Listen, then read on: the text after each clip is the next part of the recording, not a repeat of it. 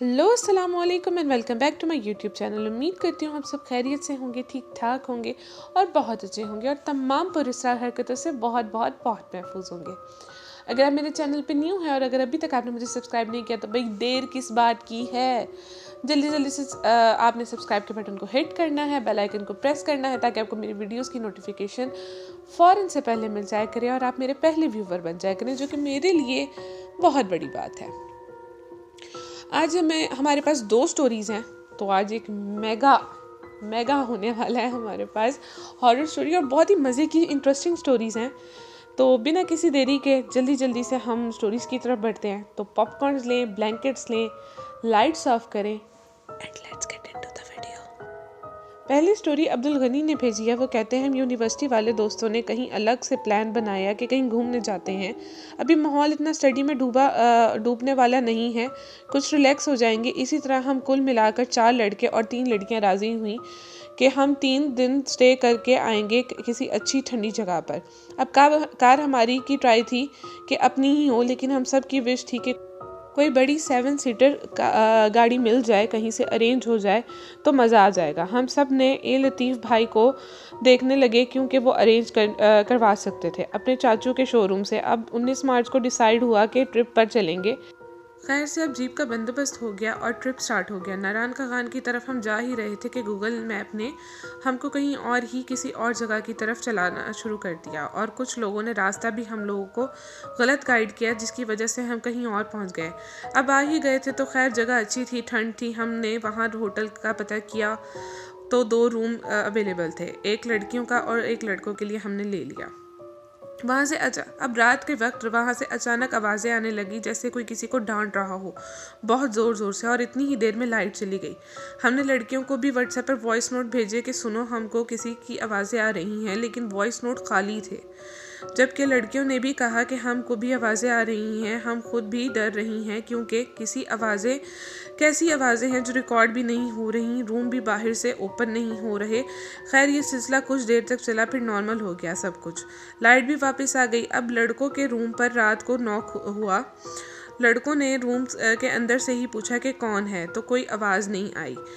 थोड़ी देर बाद मामला नॉर्मल हो गए और फिर से 10-15 मिनट बाद कमरे के बाहर नॉक हुआ तो लड़कों ने दोबारा से पूछा कि कौन है, तो किसी ने जवाब नहीं दिया। खैर हम लोग बहुत ज़्यादा थके हुए थे, थकावट से चूर हो चुके थे, तो हम लोग उसी वक्त सो गए और हम लोगों ने उन चीज़ों को इतना सर पे सवार नहीं किया। सुबह उठे तो हमने होटल के मालिक से पूछा कि भाई ये क्या तमाशा है, रात को कौन इतनी जाहिलों की तरह बाहर बात कर रहा था। तो वो हैरान होकर हमारा मुंह देखने लग गया और उसने हमसे माजरत कर ली। हमने भी ज़्यादा नोटिस नहीं लिया और हम लोग घूमने के लिए निकल गए। अब रात हम सारा दिन घूमते रहे। रात को 7 बजे फिर होटल पहुंचे। सेम रात को उसी आंटी की आवाज़ आई और वही डोर लॉक हो गए। दोबारा सब कुछ उसी तरह रिपीट हुआ। अब मुसीबत ये थी कि हमने होटल वाले से सब कुछ पूछा, लेकिन ये जिक्र नहीं किया कि वो आवाज़ें रिकॉर्ड क्यों नहीं हुई थी। अब मसला वही कि लड़कियों के मैसेज फिर आए, आज भी वो आवाज़ें रिकॉर्ड नहीं हो रही और अचानक सब नॉर्मल हुआ। लेकिन इस बार बाहर 2 लड़कों को लड़कियां नज़र आईं। उन्हें बाकी लड़कों को बताया कि यार ये बाहर क्या कर रही हैं। खैर हम में से 2 लड़कों ने गलत नीयत के साथ कहा इनको अपने रूम में बुला लेते हैं, डर रही होंगी, और साथ वो लड़का मुजरिमाना हंस रहा था। जब मैंने डोर के ऊपर लगी विंडो से उन लड़कियों को गौर से देखा तो उन सबके पाँव उल्टे थे। मैं दरवाजे से सीधा नीचे गिरा। मुझसे दूसरे भाई ने पूछा कि क्या हुआ है उनके साथ। एक गलत बात बोली। मैंने कहा मजाक छोड़, ये लड़कियां हमारे साथ जो आई हैं वो नहीं है, बेशक तसल्ली कर लो। वो डोर ओपन करने लगा तो मैंने रोका कि भाई नहीं, पहले तू देख ले, उसके बाद तू कुछ और करी। उसने खैर जैसे ही विंडो से देखा तो वो बेहोश हो गया। बाकी दोनों लड़के वैसे ही डर गए और तौबा करने लगे। जब वो होश में आया तो हमने पूछा कि क्या देख लिया था जो तू बेहोश हो गया। तो उसने कहा मैं देखा कि एक लड़की अपनी ज़ुबान से अपने बालों को चाट रही है और एक लड़की दीवार पर उल्टी चल रही है। फिर जब एक ने मेरी तरफ अपनी लाल लेज़र नुमा आंखों से देखा तो मैं तड़प उठा और शायद मैं तभी बेहोश हुआ। फिर हम में से 2 लड़कों ने अपना जुर्म कबूल किया कि हम गलत नीयत से लड़कियों को बेवकूफ़ बनाकर साथ लाए थे और जो टाइम हमने फ़िक्स किया था उनसे मिलने का, उस टाइम किसी आंटी के गुस्से वाली आवाज़ की वजह से हम लोग उनसे नहीं मिल पाए। अपने गलत इरादे के साथ अब हम एक दोस्त था जो सारा रास्ता तस्बीह करता रहा था और उसके बारे में मशहूर था कि लड़कियों से बहुत ज़्यादा शर्माता है। तो उसने हम सबको वज़ाइफ बताए और आयतुल कुर्सी पढ़ी। हम दो दोस्त ने उसके सामने तौबा की, माफ़ी मांगी अल्लाह से और शुक्र भी किया कि हम अपने गलत मकसद में कामयाब नहीं हुए। अब तौबा के बाद रोना भी बहुत आ रहा था कि ये लड़कियां इतनी मासूम हैं कि हम पर भरोसा कर हमारे साथ बाहर आ गईं। अल्लाह के आगे शर्मिंदा भी थे कि हम खैर। सुबह हुई, हम जाके होटल के मुलाजिम से कहा कि भाई ये क्या है, होटल बता दो हमको कोई मसला लग रहा है। ये आंटी कौन है जो इतनी रात को इतने गुस्से से बोल रही होती हैं और इनकी आवाज़ भी रिकॉर्ड नहीं होती। तो वो भी बेचारा परेशान हो गया, अपना सर पकड़ के बैठ गया और हमसे माजरत करने लगा कि भाई मुझे माफ़ कर दें, हमें भी नहीं पता, ये वाक़यात इतने ज़्यादा नहीं होते, कभी कभार होते हैं, लेकिन ये आवाज़ें हम लोगों को भी आती हैं और हम लोग भी मजबूर हैं, हम लोग भी गरीब हैं, हम लोग इस होटल को ना बेच सकते हैं, ना हमारी यहाँ से कोई ख़ास रोज़ी रोटी होती है। खैर हमने उसके पूरी दुखी दास्तान सुनी और हमें उस पे बेचारे पे तरस भी बहुत आया। हमने उसको पूरा रेंट अदा किया और हम वहाँ से निकल पड़े और पूरे रास्ते हम अल्लाह ताला से तौबा और शर्मिंदा होते रहे। और अपने उस दोस्त के साथ भी हमने बहुत ज़्यादा उसके शुक्र अदा किया कि उसने हमें इस तरह की गलत हरकतों से बचा लिया। और पता नहीं उस होटल में वो क्या चीज़ थी जिसने हमें उस गलत कामों से बचाया। बाकी अब हम लड़कियों की बहुत इज़्ज़त करते हैं, हम उनके साथ एहतराम से पेश आते हैं और उनके बारे में कोई भी गलत किस्म के नाजायज़ ख्याल अपने जहन में नहीं लाते। और हम उसी भाई की तरह अब तकरीबन तबलीगी जमात में जा चुके हैं। ये थी हमारी आज की पहली स्टोरी। सेकंड स्टोरी जिसने भेजी है उनका ताल्लुक मुल्क के किसी अहम इदारे से है। इन्होंने बताया कि एक दफ़ा इनको अपनी टीम के साथ एक मिशन मिला जिसमें किसी गैंग को इन्होंने पकड़ना था। अब उस मिशन में जो जाल उन गैंग वालों के लिए इन्होंने तैयार किया था उसमें पूरी टीम के मेंबर्स को अकेले अकेले अपनी अपनी जगह पर रहकर ऑर्डर्स का वेट करना था कि जब ये गैंग मेंबर्स एक जगह पर हों तो इनको कैप्चर कर लिया जाए। इसलिए इसमें दिन ज़्यादा लग रहे थे। अब एक सर्द रात इनको 4 बजे जब हाई कमांड से ऑर्डर आया कैप्चर देम नाउ, तो इन्होंने उसी वक्त पूरे गैंग को एक साथ बिना किसी नुकसान के कैप्चर कर लिया। इस दौरान इनको गुजर अपने टीम मेंबर्स के साथ कब्रिस्तान से हुआ। वहाँ इनको कुछ लाइटनिंग सी नज़र आई। इन्होंने दोस्त को बताया, वह भाई वो देख। दोस्त भी देखकर हैरान हुआ, लेकिन उसने कहा भाई ना ही ये हमारा काम है कि हम जाकर देखें और ना ही हमको ऐसा कोई ऑर्डर है कि मिशन से हटकर कोई कार्रवाई करें। इन्होंने उसे कहा हाँ भाई पता है मुझे, लेकिन इस वक्त कब्रिस्तान में भला कोई इतना सर्दी में बॉडी तो नहीं दफनाने आया होगा। चल तो टीम के साथ मैं मिलकर ज़रा देख लूँ, वरना मुझे कोई तजस्सुस रहेगा कि मैंने कुछ मिस कर दिया। इनके दोस्त ने कहा ओ भाई चल मेरे साथ, लेकिन ये कहकर मैंने उसको टोटल इग्नोर किया और उसको उल्टे हाथ दिखा कर आगे जाने लगा, क्योंकि कब्रिस्तान और जंगलों में ड्यूटी कर करके हमारा सारा डर वैसे ही ख़त्म हो चुका था। अब मैं उस लाइट वाली जगह की तरफ बढ़ रहा था और फिर जब मैं वहाँ पहुँचा तो एक गंदा सा आदमी वहाँ कुछ कब्र बनाकर उसमें बैठकर कुछ पढ़ रहा था। मुझे उसके ऊंचे ऊंचे मंत्रों और अजीब सी लैंग्वेज की आवाज़ें आ रही थीं। एक नहीं 3 से 4 मुख्तलिफ आवाज़ें थीं। मैं कब्र के पास पहुंचा, मैंने आवाज़ दी लेकिन उस पर कोई असर नहीं हुआ। मैंने स्टिक से उसको मारा कि बाहर आओ, लेकिन वो हिला ही नहीं। और उसके पास जाने पर मुझे बहुत गंदी स्मेल आई कि मुझे अपना मास्क लगाना पड़ा, जो हमको किसी भी गैस के अटैक से बचने के लिए हमारी किट में शामिल होता है। खैर अब मुझे उस पर गुस्सा आने लगा। मैंने उसको कहा बाहर आते हो कि मैं बताऊं तुमको। खैर उन्होंने उसको बाहर खींच कर निकाल दिया। उसका वजूद बहुत ही गंदा था। इन्होंने अपनी गन निकाल कर उससे पूछा कि क्या कर रहे हो यहाँ इस वक्त और हो कौन तुम, मुझे बताओ। अब उसने इनकी तरफ मिट्टी फेंकी और कहा जाओ, और इनका अपने पास आने से रोकने के लिए पत्थर मारने लगा। अब इन्होंने भी हवाई फायर कर डाला, जिसे टीम के 2 मेंबर्स सुनकर उनके पास चले आए और इन्होंने उस आदमी को लोकल पुलिस के हवाले कर दिया। अब ये कह रहे हैं कि नेक्स्ट डे मुझसे सुबह उठा ना जाए, जैसे हाथ पाँव मेरे किसी ने बांध दिए हों। हमको मिशन पूरा होने पर कुछ छुट्टियां मिली थी रिलैक्स होने के लिए, लेकिन अब ना मुझसे कुछ खाना खाया जा रहा था, ना चैन आ रहा था। नींद बहुत आ रही थी, पर सोने जाऊं तो नींद नहीं आती थी। वॉशरूम जाता था तो मुझे साफ वाजे किसी के जूते बाहर खड़े हुए नज़र आते थे, जैसे कोई खड़ा है। और रूम में भी ऐसा महसूस होता था कि मुझसे आगे भाग के कोई आया यहाँ तक कि मिरर में भी मुझे अपने पीछे ग्रे कलर का अजीब सा वजूद काफ़ी बार महसूस होता। यहाँ तक कि कार के बैक मिरर में भी मुझे अच्छी तरह से ये फिगर महसूस होता। ये भी जानता था कि ये बाहर निकली तो मैं ये बात भी जानता था कि अगर ये बात बाहर निकली तो मेरी जॉब ख़तरे में पड़ जाएगी और वो मुझे मेंटली अनस्टेबल करके निकाल भी सकते हैं। अब किसी बाबा जी के पास जाऊँ तो अपनी अम्मी की ये बात सोचकर इनको हंसी आ जाती कि अब मसले घर वालों के साथ भी शुरू होने लग गए थे और इनके वालिद साहब की भी रात में तबीयत ख़राब हुई। अब जब वो काफ़ी देर बाद होश में आए और बात करने की हालत में आए तो इन्होंने अपने पापा से पूछा कि क्या हुआ था और आपके जिस्म पे ये निशान कैसे हैं, तो उन्होंने कोई जवाब नहीं दिया और डॉक्टर ने भी उनको ज़्यादा बोलने से और बातचीत करने से मना किया था। तो रात को अपने घर के करीब वाले जंगल से गुजर रहे थे तो इनको चमकती हुई आंखों वाले बच्चे महसूस हुए आसपास। इन्होंने कार तेज चलाना शुरू कर दी और इनको पीछे वही बैक व्यू में 2 बच्चे चमकती हुई आंखों वाले नजर आए।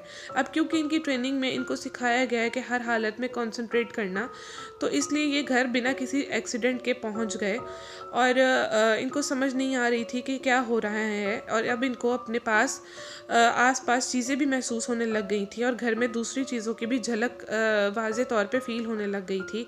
ये अपने हिसाब से उनसे फ़ाइट भी करते थे लेकिन इनको कोई चीज़ महसूस नहीं होती थी जिसको इनकी फ़ाइट से असर होता हो। इन्होंने बड़ी मुश्किल से अपनी छुट्टियां एक्सटेंड करवाई। अब इनका एक बेस्ट फ्रेंड था, इन्होंने उसके पास जाकर शेयर किया सारा मामला और अपने जिस्म पर पड़े निशान भी दिखाया और कहा मैंने बड़ी कोशिश की, फ़ाइट बैक की, लेकिन किसी को टच भी नहीं कर पाया और तू जानता है अगर मैंने अपने ड्यूटी फेलोज़ को बताया तो मुझे मेंटली अनफिट करार करके वो ड्यूटी से ऑफ दे देंगे। तो दोस्त ने कहा तेरे घर चलते हैं। अब वो अपने दोस्त को घर ले आए और एक एक जगह दिखाई जहां उनके साथ मसले रहते थे और कहा अब तो मैं ड्राइव भी नहीं कर सकता, जगह जगह वो ग्रे कलर का साया मुझे दिखता है और वो बच्चे औरतें नज़र आते हैं। इनके दोस्त ने इनकी सेहत भी देखी जो बहुत डाउन थी और वहाँ दोस्त ने खुद भी बहुत चमकती आंखें देखी। अब दोस्त वास्ते देकर कहा कि चल एक मज़ार है वहाँ चलते हैं वरना ये मुसीबत नहीं ख़त्म होनी, ये मामला कुछ और है। अब ये दोस्त जब बात कर रहा था तो वही दोस्त सामने से आ रहा था तो मैंने दिल में कहा कि ये बात किससे कर रहा हूँ मैं। तो फिर दोस्त ने आयतल कुर्सी पढ़ी तो दोबारा दोस्त सामने से कॉफ़ी और पिज़्ज़ा लेकर आ रहा था। अब उसके सामने इनकी सांस फूली हुई थी। इन्होंने कहा भाई तू ठीक तो है? दोस्त ने कहा भाई कल यहीं, मुझे आज ही जाना है वापस और तू भी आ मेरे साथ। खैर ये धोखे से उनको साथ ले गया अपने एक जानने वाले नेक आमिल साहब के पास और वहाँ जाके दरवाजे पर ही इसको शदीद खांसी आने लगी और मुँह से खून भी आने लगा।